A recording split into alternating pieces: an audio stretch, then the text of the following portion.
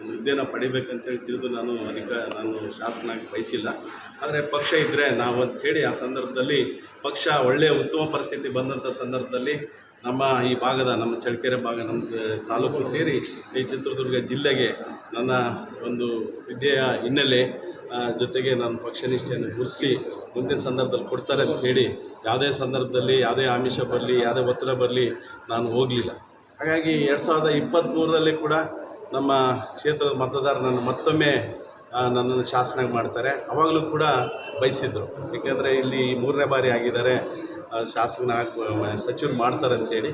ಆದರೆ ಆ ಸಂದರ್ಭದಲ್ಲಿ ಕೂಡ ನಮ್ಮ ಏನು ಈಗಾಗಲೇ ಹೇಳಿದಂತೆ ಜಾತಿ ಜನಾಂಗದ ಪ್ರಾತಿನಿಧ್ಯತೆ ಪ್ರಾದೇಶಿಕವಾರು ನೋಡಿ ಆಗಲೂ ಕೂಡ ನಾನು ಎಲ್ಲೋ ಸೀನಿಯಾರಿಟಿನಲ್ಲಿ ಬರಲಿಲ್ಲ ಅಂತ ನಾನು ಭಾವಿಸ್ತೀನಿ.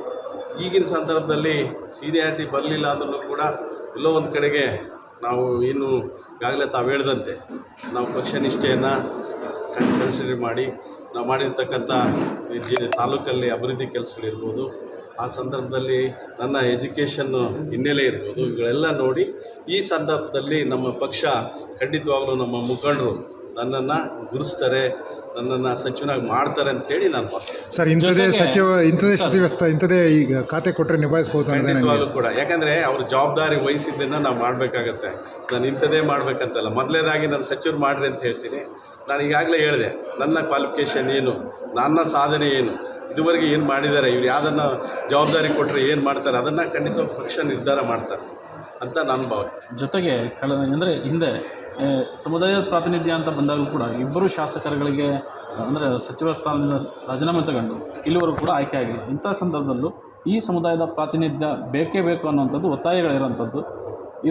ಈ ವಿಚಾರದಲ್ಲೂ ಕೂಡ ಮನವರಿಕೆ ಮಾಡುವಂಥ ಕೆಲಸ ಖಂಡಿತವಾಗ್ಲೂ ಈಗಾಗಲೇ ನಮ್ಮ ಪಕ್ಷ ನಮ್ಮ ಮುಖಂಡರುಗಳು ಈಗಿನ ಮುಖ್ಯಮಂತ್ರಿಗಳು ಇರ್ಬೋದು, ನಮ್ಮ KPCC ಅಧ್ಯಕ್ಷರು ಇರ್ಬೋದು, ನಮ್ಮ ಸಚಿವರುಗಳಿರ್ಬೋದು, AICCನಲ್ಲಿರ್ಬೋದು, ಎಲ್ಲರ ಗಮನದಲ್ಲಿದೆ.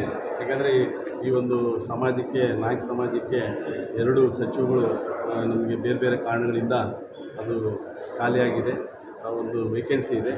ಅದನ್ನು ತುಂಬಂಥ ಕೆಲಸ ಈ ಸಾರಿ ಖಂಡಿತವಾಗ್ಲೂ ನಮ್ಮ ವರಿಷ್ಠರು ಮಾಡ್ತಾರೆ ಅಂತೇಳಿ.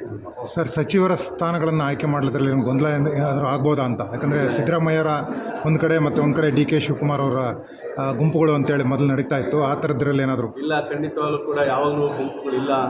ಆದರೆ ರಾಜಕೀಯ ವ್ಯವಸ್ಥೆಯಲ್ಲಿ ಮಾಧ್ಯಮದವ್ರು ಇರ್ಬೋದು, ವಿರೋಧ ಪಕ್ಷದವ್ರು ಬೇರೆ ಬೇರೆ ರೀತಿಯಲ್ಲಿ ಅದನ್ನು ಕ್ರಿಯೇಷನ್ ಆಗುತ್ತೆ. ಆದರೆ ನೀವೆಲ್ಲ ನೋಡಿದ್ದೀರ, ಭಾಳಷ್ಟು ದೀರ್ಘವಾಗಿ ನಮ್ಮ ಮುಖ್ಯಮಂತ್ರಿಗಳು ನಮಗೆ ಏನು ನಿನ್ನೆ ಪ್ರೆಸ್ ಮೀಟ್ ಮಾಡಿದ್ರು ಎಲ್ಲ ವಿಷಯಗಳನ್ನು ಹೇಳಿದ್ದಾರೆ.